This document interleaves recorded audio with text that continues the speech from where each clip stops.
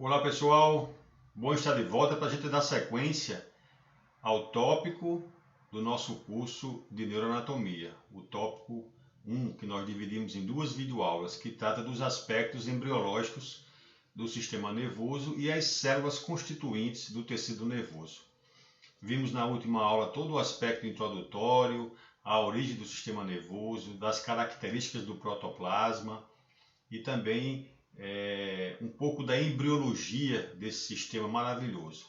E hoje vamos dar sequência um pouco falando dessa continuidade de formação do sistema nervoso, da constituição celular, todos os tipos de células, suas funções, as funções gerais do sistema nervoso e a sua importância no contexto da nossa fisiologia, em todos os aspectos orgânicos, psíquicos e emocionais. Então, um excelente vídeo aula a todos. E no final a gente volta a falar, ok? Então, neuroanatomia e vamos em frente. Nós falamos na última videoaula sobre a questão constitucional, né? A formação do sistema nervoso, e falamos do encéfalo, que é formado pelas modificações daquelas vesículas embriológicas primordiais, o robencéfalo, por exemplo, o mesencéfalo e o mielencéfalo e metencéfalo, né? O encéfalo formado, portanto, pelaquela dilatação maior do prosencéfalo, que é o telencéfalo com o diencéfalo, o mesencéfalo que sofreu pouca modificação, e o robencéfalo que se transformou em metencéfalo e mielencéfalo, né? O metencéfalo formando ali a ponte e o cerebelo, e o mielencéfalo o bulbo. A porção final do tubo neural, na sequência, para formar a medula espinal. De maneira que o sistema nervoso central está formado por todo o encéfalo intracraniano e a medula espinal no interior do canal vertebral da coluna vertebral. Ok? E os nervos são os fios de conexão, seja do encéfalo como da medula, né? Conexão com a periferia dos órgãos e da periferia do corpo, já que o sistema nervoso tem que estar em contato com o meio ambiente dos nossos órgãos e o meio ambiente em que nós vivemos como um todo, para dele tirar as informações que nós precisamos. Então os nervos são os cordões nervosos, né? Feixes cilíndricos de fibras que fazem conexão com o encéfalo, que nós veremos em breve os 12 pares de nervos cranianos, que vão atuar mais no crânio, no pescoço, e em especial um deles, que é o nervo vago, que vai atuar em todo o tronco. E na medula espinal, os 31 pares de nervos espinais, tá? Todos com componentes eferentes e aferentes, portanto mistos, né? Recolhem impulsos sensitivos da periferia e também enviam impulsos motores. Se você olhar aqui um corte transversal da medula espinal, que é tema de nossa próxima videoaula, você observa aqui toda a parte branca dela, periférica, e a parte cinzenta central. Lembrando que na parte cinzenta sempre estão os corpos celulares dos neurônios, cuja anatomia veremos daqui a pouco, e na parte branca as fibras, né? Que conduzem, os axônios que conduzem os impulsos. Então, nessa parte anterior aqui da medula, você tem as radículas que formam a raiz ventral do nervo espinal.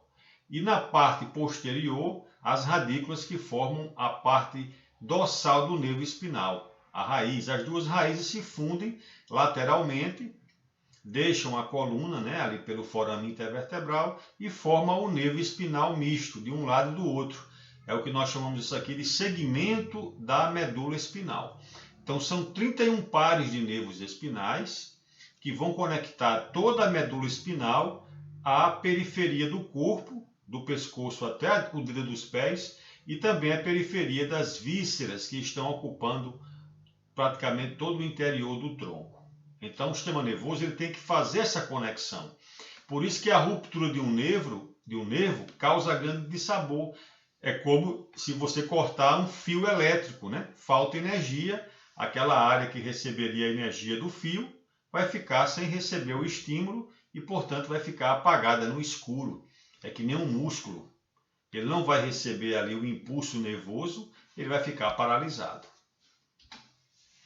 Bom, então imagine essa grande teia, né? Que forma o sistema nervoso. Uma coleção complexa de nervos e células especializadas, conhecida como neurônios, que todos já devem ter ouvido falar em estudos anteriores, que é a célula máter, a célula mais importante do sistema nervoso, porque é nela que chegam as informações e é dela que partem as informações. Elas transmitem os sinais entre diferentes partes do corpo. É o fio elétrico, é a fiação elétrica, né? Mas como veremos, não só tem neurônios no tecido nervoso. Existem outras células, inclusive em maior quantidade, que vão dar o suporte. Mas a célula máter, a célula principal, é o neurônio. Aqui você vê a sua anatomia, a sua diferenciação. Você observa que pela sua natureza ela faz milhões e milhões de conexões umas com as outras. Inclusive a capacidade dos neurônios é tão maior quanto maior for a capacidade e o número de ligações entre eles, né? O número de enteamento, porque essa rede, quanto mais complexa, quanto mais extensa, mais ela é capaz de transmitir informações e dar ao indivíduo maiores capacidades intelectivas, motoras, sensoriais, cognitivas, ok? Aqui a gente vê rapidamente o neurônio na sua forma básica, que ele tem o seu corpo celular, onde está o núcleo, né? Com alguns prolongamentos que são os dendritos.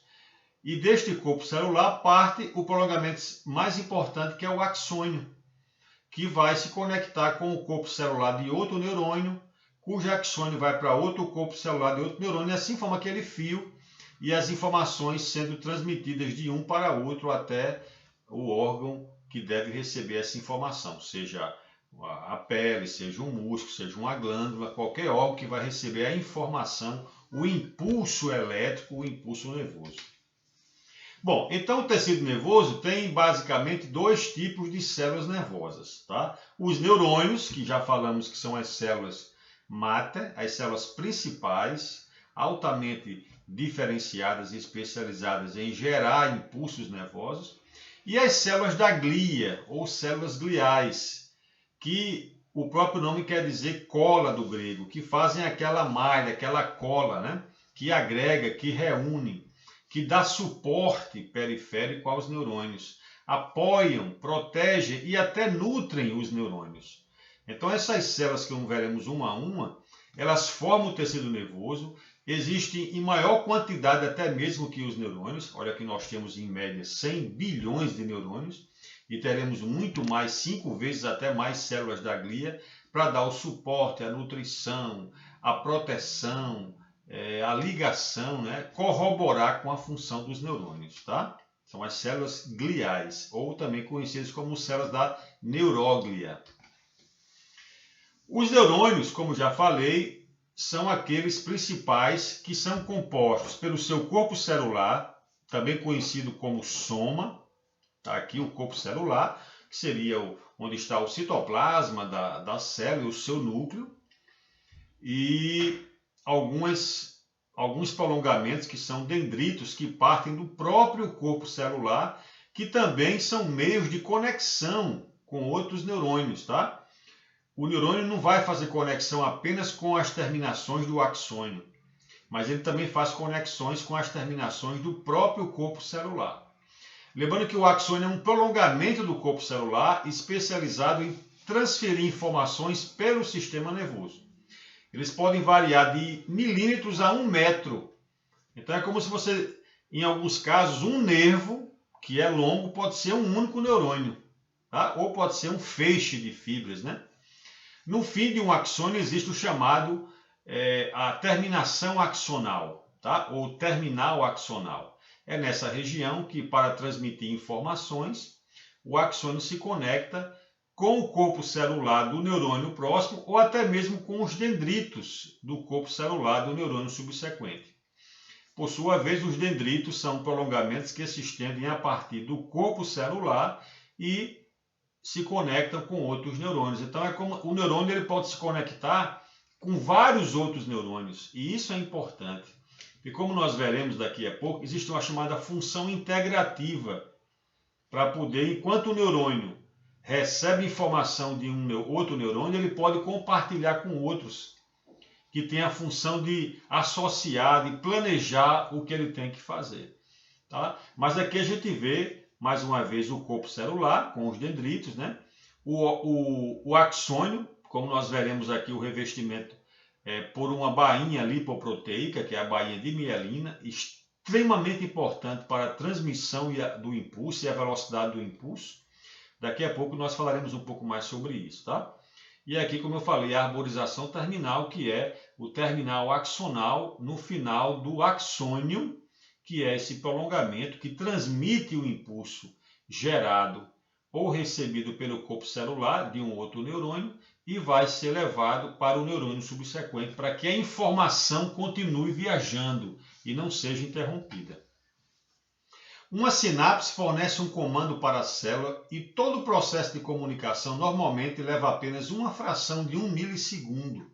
Por isso, quando você tem ali um beliscão na unha do pé, no dedo do pé, você rapidamente já percebe lá no seu cérebro se você está acordado. Porque o impulso é muito rápido, tá certo? Os neurônios enviam sinais para outras células através de seus prolongamentos chamados axônios, que nós já falamos, que fazem com que substâncias químicas, conhecidas como neurotransmissores, sejam liberadas em junções chamadas sinapses. Existem mais de 100 trilhões de conexões neurais no cérebro humano médio, embora o número e a localização possam variar. Tem até um estudo aqui de 2018 da revista Proceedings da Academia Nacional de Ciências, que descobriu que de 160 participantes estudados nesse estudo, o cérebro de pessoas altamente criativas tem mais conexões entre 3 regiões específicas do cérebro do que pensadores menos criativos. Foi aquilo que eu falei no começo, né? Nós temos um cérebro muito similar, o mesmo número de células, mas a capacidade de conectar essas células ela vai aumentando de acordo com o nosso próprio desenvolvimento, da maneira como a gente usa as nossas percepções, as nossas capacidades, quando a gente lê muito, faz exercício, estuda, né? Tenta raciocinar, refletir sobre as coisas, meditar, tudo isso aumenta as nossas conexões e fazem com que as nossas aptidões neuropsíquicas fiquem mais desenvolvidas. Então, as substâncias sinalizadoras do sistema nervoso são chamados neurotransmissores, que são vários. Você já conhece alguns deles, como acetilcolina, dopamina, noradrenalina, adrenalina, ácido gama-aminobutírico. Então, são vários, né? Outro, glutamato, serotonina, são vários neurotransmissores. Uns que inibem, outros que estimulam, tá? E esse local onde esses neurotransmissores são liberados pelas vesículas sinápticas é a chamada fenda sináptica, né? Então, a sinapse, o impulso nervoso, ele tem uma característica elétrica e também bioquímica, mas também biofísica, porque toda essa informação que vai de um neurônio para outro é uma informação elétrica, é como se fosse um raio, né? Não é uma substância química que viaja. A substância química que cai na fenda sináptica é apenas para sinalizar a informação do impulso do neurônio anterior ao subsequente. Porque ela tem essa informação que vai através da frequência da onda em que o neurotransmissor vibra. Por isso que a gente sabe que os mecanismos biofísicos e vibracionais, frequenciais, é o que domina de fato a biologia das células, né? As moléculas participam como os neurotransmissores, mas é preciso que haja o sinal correto para que a informação que sai desse neurônio chegue exatamente a mesma nesse outro neurônio, no chamado neurônio pré-sináptico para o neurônio pós-sináptico. E assim o impulso nervoso possa ser propagado continuamente. Nessa imagem aqui você vê, ó, as conexões que todos eles, é como se os dendritos dos corpos celulares dos neurônios não podem ficar isolados. Eles têm que estar conectados, porque imagina a capacidade que nós temos aí de compartilhar informações, né? De perceber as coisas, de raciocinar, de refletir, de associar, de criar. Tudo isso, como falou o estudo aí da Proceeds of Science National Academy dos Estados Unidos, mostrando que as pessoas que são mais criativas têm muito mais conexões neuronais em áreas específicas do cérebro. E lembrando que eu falei que o impulso nervoso é um impulso de natureza elétrica, biofísica. Você tem aqui, por exemplo, geralmente no meio extracelular, fora da membrana do axônio, você tem uma riqueza de íon sódio, né? E no interior da célula, da membrana, você tem íons potássio. Eles têm cargas elétricas próprias, né? E quando o impulso sai do corpo celular para o neurônio, ocorre a chamada despolarização da membrana. As cargas positivas do sódio adentram a membrana e as cargas negativas do potássio saem. Então, sai potássio, entra sódio. E isso é um processo que envolve gasto de energia, gasto de ATP, por isso que nós chamamos esse processo de transporte ativo, é a bomba de sódio e potássio. Na medida com que o impulso vai se propagando, o sódio vai entrando, o potássio vai saindo, mas isso é um processo que tem que ser desfeito, senão a célula não pode ficar excitada a todo tempo. Então, na medida que o impulso vai caminhando, aquela área onde o impulso passou vai se repolarizando. O sódio sai e o potássio volta a entrar também por gasto de energia. Porque é perigoso você ter o sódio se concentrando dentro, né? Porque sódio puxa água, então ele poderia explodir a célula. Então o sódio fica mais fora, porque a água é muito importante no meio extracelular, e o potássio dentro. E para manter esse gradiente de concentração, de sódio fora e potássio dentro, a célula gasta energia. Por isso que impulso nervoso é gasto de energia, né? Trabalhar um músculo é gasto de energia. Estudar é gasto de energia. Você vê aqui o axônio com seu corpo celular e seus dendritos, tá? Você tem o axônio recoberto por bainha de mielina. Já falamos sobre isso, que tipo de célula produz essa bainha de mielina, porque ela conduz o impulso. Ela é muito importante. Tem até doenças, que eu vou citar uma aqui, que é caracterizada pela destruição dessas bainhas, e com isso há um prejuízo enorme da função nervosa. E aqui você mostra claramente como o neurônio está se dirigindo a um músculo, então é um neurônio motor, né? Uma resposta eferente. E aí os dendritos do axônio vão se conectar às fibras musculares, uma área que nós chamamos de placa motora, junção milneural ou junção neuromuscular, que é onde aqueles neurotransmissores, né, vão sair do nervo, aquela informação vai sair do nervo para o músculo e o músculo se contrai. Pode se contrair se for um estímulo de contração, pode relaxar se for um estímulo de relaxamento, né, de antagonismo.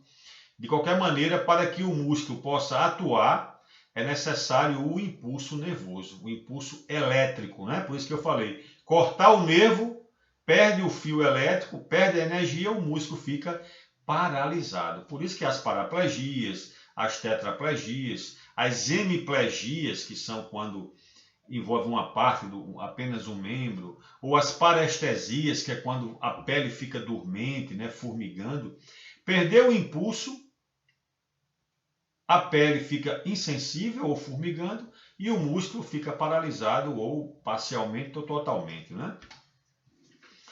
Pronto, então a mielina, que é um revestimento lipoproteico da membrana axonal, ela é muito importante para que eles funcionem. Um exemplo drástico dessa importância é o que acontece na esclerose múltipla, situação na qual as bainhas de mielina dos neurônios são danificadas, olha só, corroídas, como, sabe, uma capa protetora de um nervo que está corroída, às vezes um rato que está comendo aquilo ali, e você pode até tomar um choque, né, porque você perdeu a proteção, o isolamento. E quem é que faz isso? É o próprio indivíduo, é o sistema imunológico em desarmonia, atacando, né, a própria célula. Com isso, a comunicação entre vários neurônios se interrompe E diversas lesões podem surgir em diferentes regiões do sistema nervoso, o que pode causar os mais diversos impactos sobre as capacidades cognitivas e motoras do indivíduo. São reações autoimunes que podem começar por uma inflamação intestinal crônica, com uma grande nuvem de citocinas inflamatórias. E se a pessoa já tem uma desnutrição neuronal, falta de vitaminas B, B6, B12, né? Falta de outros nutrientes importantes, ômegas, ácidos graxos essenciais, que são gorduras boas que formam as bainhas de mielina. E aí, se a pessoa tem problemas inflamatórios, muito estresse, que ataca, deixa reativo o sistema imunológico, então essas interleucinas inflamatórias, que são as... Lembra que eu falei que as moléculas sinalizadoras do sistema nervoso são os neurotransmissores? As moléculas sinalizadoras do sistema imunológico são as interleucinas, tanto quanto as moléculas sinalizadoras do sistema endócrino são os hormônios, tá? Então, as interleucinas inflamatórias podem atacar a bainha de mielina e destruí-la. E aí o axônio fica nu e o impulso não vai ser passado mais convenientemente. Dependendo de onde essas bainhas sejam destruídas, pode causar distúrbios motores, distúrbios cognitivos, capacidades intelectivas, memória, uma série de coisas, né? Algumas vitaminas como B12, complexo B, são muito importantes para a restauração dessas bainhas de mielinas, tá? Bom, então nós falamos que até agora do neurônio, só que nós dissemos que existem as células da neuróglia, né? As células gliais ou gliócitos, derivadas da palavra grega cola, que são células especializadas porque apoiam, protegem ou nutrem células nervosas, os neurônios. Estão presentes tanto no sistema nervoso central como no periférico. São as células mais frequentes do sistema nervoso. Como eu falei, podem ter uma proporção de 1:10 ou 1:50. Então você imagina, você pode ter ali 100 neurônios e 500 células da glia. Como aqui nessa imagem, você tem aqui um neurônio e tem aqui pelo menos 3 tipos diferentes de células da glia, atuando entre eles, né? Estão aqui elas, ó, os oligodendrócitos, os ependimócitos, as células de Schwann, os astrócitos e as células da micróglia. Vamos ver agora o que cada uma delas, a sua importância dentro do contexto do sistema nervoso e para auxiliar na função dos neurônios, que são, como eu falei, as células de fato da matriz que efetivamente fazem a coisa acontecer no sistema nervoso, tá bom? Aqui você vê claramente, ó, um neurônio, né? E aqui o astrócito, né? Unindo aqui os axônios de um com o outro e sempre preso no vaso sanguíneo. Isso tem exatamente está relacionado à função do astrócito, que veremos daqui a pouco. Então, mais uma vez, só elencando as células da glia, os astrócitos, né? Que, como diz o próprio nome, parecem estrelas, né? Os oligodendrócitos, que você pode ver aqui claramente que já vai ter relação com a formação de bainha de mielina.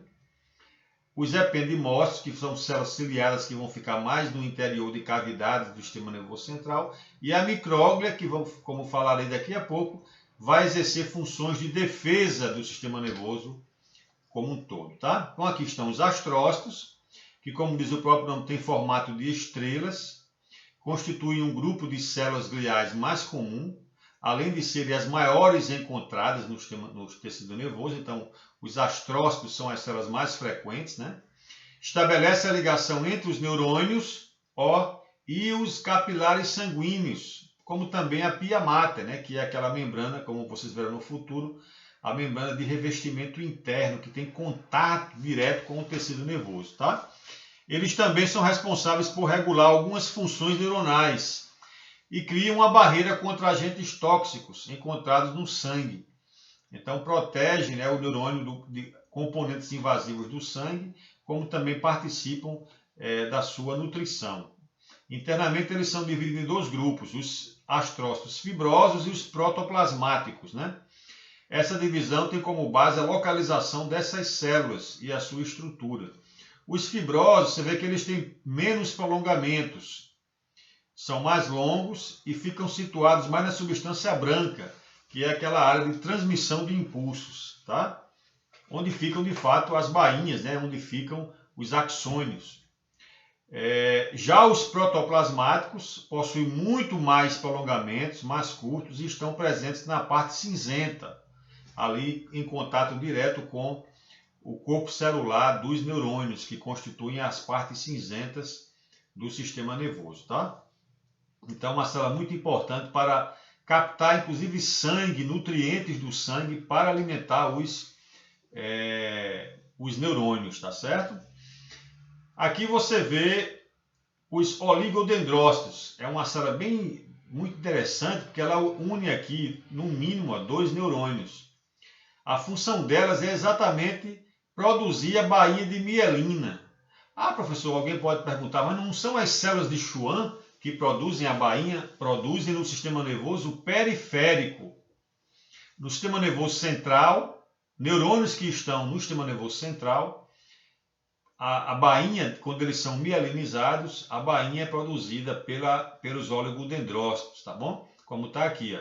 Esses grupos de células gliais se diferenciam pelo número de células envolvidas pela bainha de mielina criada e pelo tipo de célula com os quais interagem. Enquanto cada célula de Schwann, que já veremos, envolve apenas um neurônio, os oligodendrócitos podem envolver um total de até 60 axônios de neurônios. Aqui a gente tem um exemplo dele ligando 2, né? Aqui está o corpo celular, né? A porção central da célula, e esses prolongamentos aqui, ó, produzindo as bainhas de mielinas dos neurônios. Muito bacana isso aqui, né? Outra distinção consiste no fato de que os neurônios envolvidos por esse grupo de células gliais, os oligodendrócitos, estão presentes no sistema nervoso central, no encéfalo e na medula, e não os nervos periféricos, como acontece com as células de Schwann. Então, os axônios dos neurônios periféricos têm suas bainhas formadas pelas células de Schwann, que vocês vão ver que são mais simples. Mas os neurônios cujos axônios mielinizados no sistema nervoso central têm as suas bainhas de mielina formadas pelos oligodendrócitos, ok? Os microgliócitos, ou as células da micróglia, são o que nós chamamos de células de defesa, adaptadas dentro do tecido nervoso, como se fossem macrófagos. Lembra do macrófago? É aquela célula fagocitária do tecido conjuntivo, da matriz extracelular. Então, essas células chegam no tecido nervoso e se especializam como uma espécie de um macrófago do tecido nervoso, uma célula de defesa fagocitária, que recebe o nome de micróglia. Ela sofre algumas diferenciações, né, para se adaptar ao tecido, tem um contorno irregular e estão presentes tanto na parte cinzenta como na parte branca do sistema nervoso. As micróglias entram em funcionamento sempre que o indivíduo é acometido por uma infecção, lesão ou doença degenerativa. Então, se tiver um vírus, uma bactéria, um fungo, uma degeneração qualquer, até mesmo com uma esclerose múltipla, essas células da micróglia podem chegar lá para agarrar, né, a toxina, comer o vírus, fagocitar a bactéria, né, fagocitar uma célula morta. Nesse momento há aumento da produção celular e elas realizam a fagocitose, como eu falei, que é englobar uma partícula sólida, né, do agente causador do distúrbio. Então você tem aqui a imagem de várias células da micróglia nas imediações dos neurônios, né, e de outras células que compõem o tecido nervoso. As células ependimárias são células gliais, também conhecidas como ependimócitos, e cuja função é promover o revestimento do sistema nervoso. Dessa forma, elas possibilitam que haja movimentação do líquor, que é o líquido cérebro-espinal ou céfalo-raquidiano, aquele líquido que circula nas cavidades do sistema nervoso. Terceiro ventrículo, quarto ventrículo, ventrículos laterais, no canal central da medula, no espaço subaracnoide, que são os locais onde tem líquor, né? Que é aquele líquido que vai diminuir a pressão, protege o sistema nervoso da pressão externa, participa da nutrição e também da defesa. Essas células ependimárias estão presentes nas cavidades do cérebro, dos ventrículos e no canal central da medula, como eu falei. Aqui tem um corte histológico mostrando aqui uma cavidade do encéfalo, né? E aqui a periferia, né? Revestindo a luz da cavidade as células ependimárias ciliadas, que são vestígios, né? Ainda sobras das células de natureza embriológica. Você vê aqui ó, o revestimento que elas fazem dos ventrículos cerebrais, né? E os cílios para facilitar o movimento do líquido céfalo-raquidiano, tá? Elas formam também os plexos corióides que secretam o líquido, que nós veremos isso um pouco mais adiante. Então, é uma célula importante para revestir as cavidades do encéfalo e facilitar a mobilidade do líquido céfalo-raquidiano, como também a sua produção. As células de Schwann, você observa aqui, ó, elas, cada célula, você vê que tem a bainha de mielina, né? E elas formam, cada célula vai se envolvendo aqui no axônio, tá? Num único axônio. E esses espaços entre que fica delimitando as células de Schwann são os nódulos de Ranvier, tá? Observe aqui nesses cortes transversais, aqui está o axônio, ó, aqui em azul, né? Então, tudo isso aqui é a célula de Schwann, tá? O seu núcleo, e ela vai fazendo, cada vez mais, vai se enrolando, formando mielina em torno do axônio, tá? O núcleo da célula de Schwann é empurrado para fora da bainha de mielina. A mielina consiste em várias camadas da membrana celular da célula de Schwann. O nó de Ranvier, ou nódulo de Ranvier, é uma proporção não mielinizada da membrana do axônio entre duas células de Schwann. E aí, essa membrana, toda essa bainha de mielina é importante para a condução do impulso. Lembrando que isso aqui é típico de um nervo periférico, tá? Pode ser um nervo espinal, um nervo craniano. Não é um nervo que está na intimidade do sistema nervoso central. Lá, quem produz a bainha são os oligodendrócitos. Aqui são as células de Schwann, ok? Compartilham com os oligodendrócitos a função de formar a bainha dos neurônios, promovendo assim o isolamento elétrico das células. Contudo, sua atuação se limita ao sistema nervoso periférico. Cada célula forma bainha em somente um único neurônio. E para isso se enrolam em volta dos axônios. Esse processo faz com que os impulsos elétricos sejam propagados de maneira mais rápida e eficiente. Por isso que quando ocorre uma desmielinização de neurônios periféricos, há uma perda de contato do sistema nervoso central com o periférico e a pessoa pode ter problemas, tremedeiras, fraqueza muscular, desequilíbrio, parestesias, dificuldades de trabalhar o músculo e por aí vai uma série de problemas de doenças desmielinizantes, ok? E aí as funções do sistema nervoso central, que são muito parecidas com aquelas funções básicas do protoplasma, lembram? A irritabilidade, a questão da condutibilidade e a excitabilidade, a contratibilidade.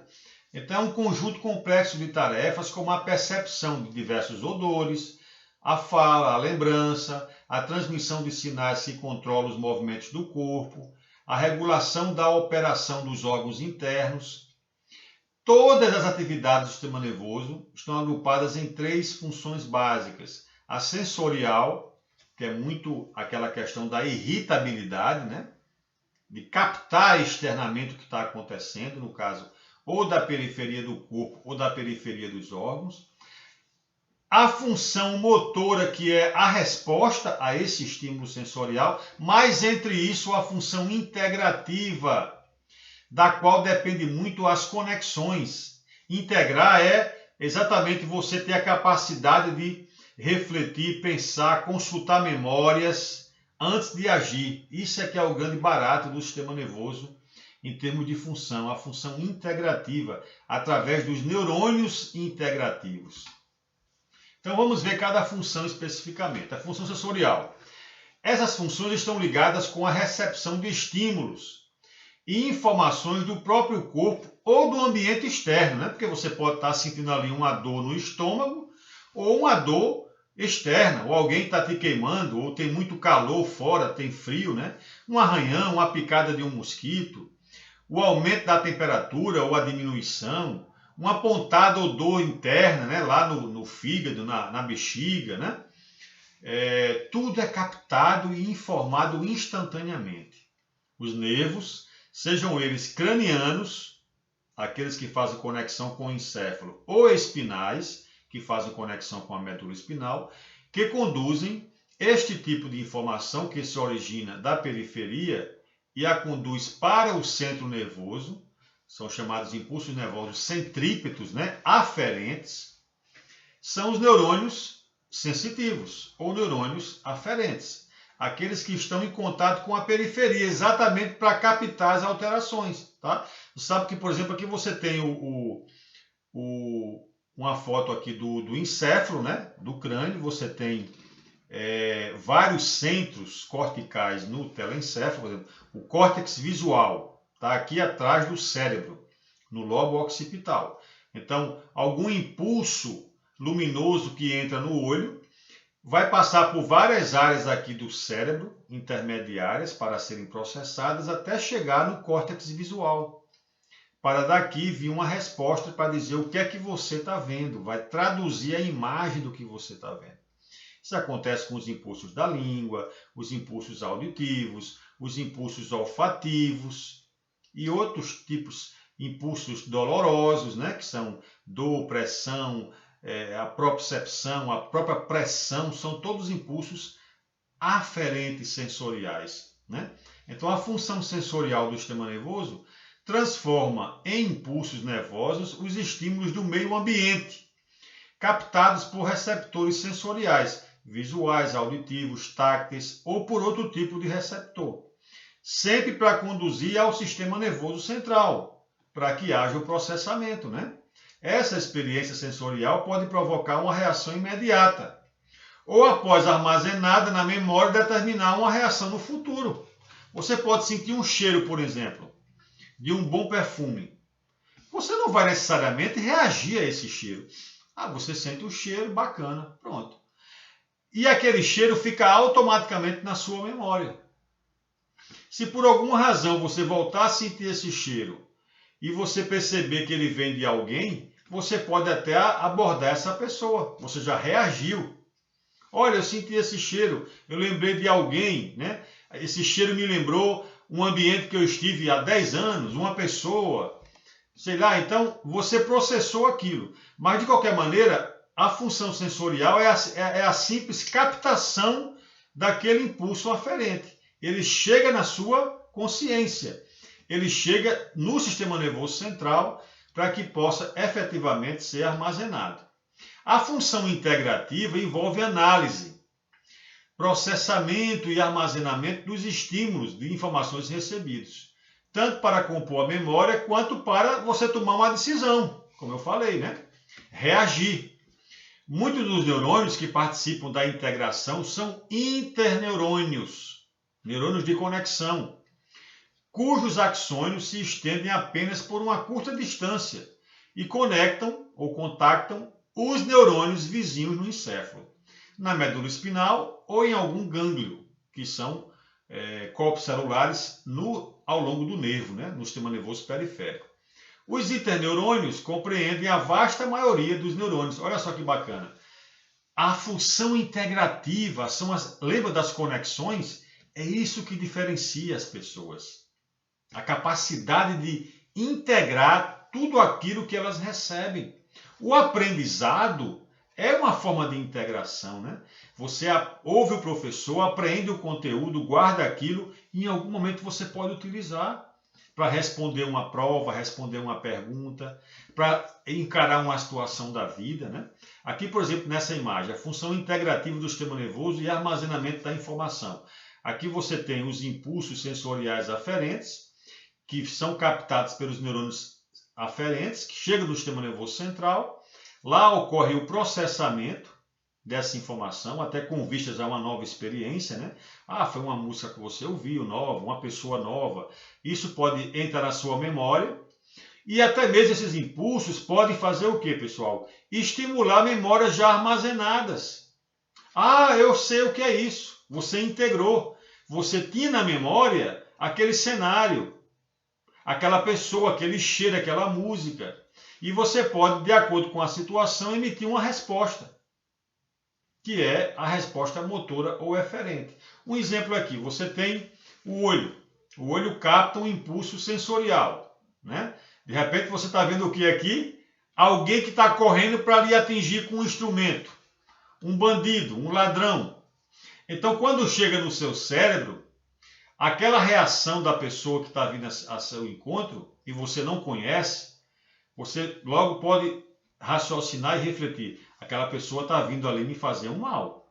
Ela não está vindo para me abraçar ou para me cumprimentar. Então, automaticamente você integrou isso, porque a sua memória remonta que essa situação é de perigo.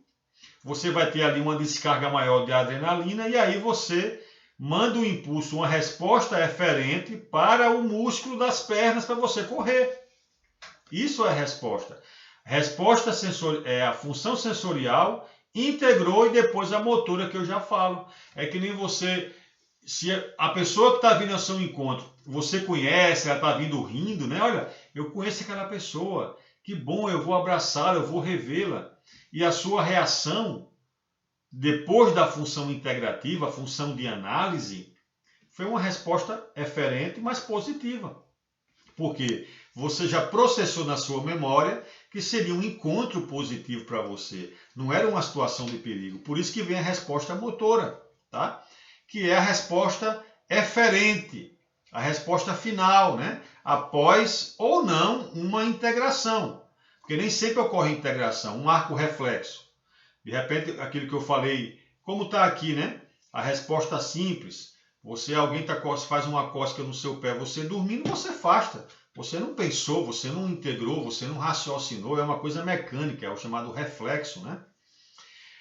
Essas respostas motoras correspondem ao envio da informação da ação que deve ser realizada como resposta ao estímulo ou informação recebida. Por exemplo, no caso de uma picada de mosquito, fazer com que o mosquito pare de sugar seu sangue enxotando com a mão, mas não é para matar com um tapa, tá? Isso aqui é um texto já antigo, eu não concordo com isso. Tenta afastar, né? Eu sei que muita gente vai dar ali a tapinha para matar, mas é melhor você afastar, preserva a vida dele, que não está fazendo nenhum mal a você, apenas seguindo o próprio instinto, né? Mas também você pode, sem querer, por instinto, acabar matando. Mas o que importa é que, seja lá o que for, é uma resposta motora, né? Os neurônios relacionados às funções motoras ou impulsos nervosos eferentes são os neurônios centrífugos, aqueles que carregam o impulso nervoso, a informação do centro para a periferia, diferentemente do centrípeto, que é da periferia para o centro. Os neurônios motores conduzem informações do encéfalo para a medula espinal ou para fora do encéfalo e da medula espinal para os nervos cranianos, tá? Pode tanto ser uma resposta do encéfalo para a medula diretamente ou destes para os nervos, né? Para que vá à periferia dos órgãos e das vísceras. Então, as células e os órgãos inervados pelos neurônios motores são denominados de efetores, como a musculatura que se contrai e as glândulas que jogam ali hormônio, né? Então, aqui você tem, por exemplo, o reflexo patelar do exame do neurologista, que bate no seu tendão do quadríceps, vai levar um impulso aferente captado por células especiais aqui do músculo, né?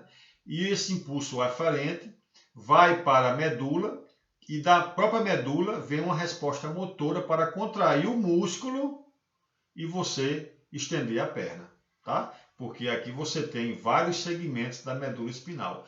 Todo nervo espinal tem uma parte dorsal que é sensitiva e uma parte ventral que é motora. Na parte dorsal sempre tem o gânglio, que são corpos celulares, pseudo-unipolares, com prolongamento central e periférico, né? E após o gânglio, todos são os nervos espinais mistos.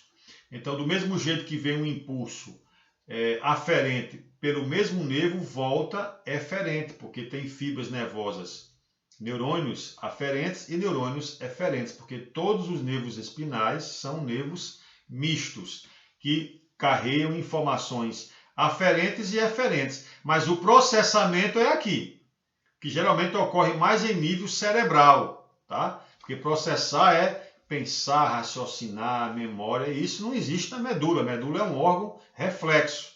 Embora seja um centro nervoso, ela atua sob o comando do encéfalo, quando você tem um refino da informação, né? Então, coçou, dormindo, ela mesmo tem independência para afastar seu pé. Mas se for uma coisa assim que você tem que raciocinar, pensar antes de agir, aí ela vai ter que se conectar com o encéfalo, para depois o encéfalo mandar uma resposta para ela e ela transmitir aos nervos, tá bom? Então sempre o sistema nervoso vai trabalhar nesse sentido, recebendo informações, milhares de informações de vários receptores espalhados pela periferia do corpo e também das vísceras, adaptados todos aos mais diferentes tipos de estímulos, como eu falei, dolorosos, de pressão, de tato, de frio, de calor, recepção de estímulos visuais, auditivos, olfativos, né?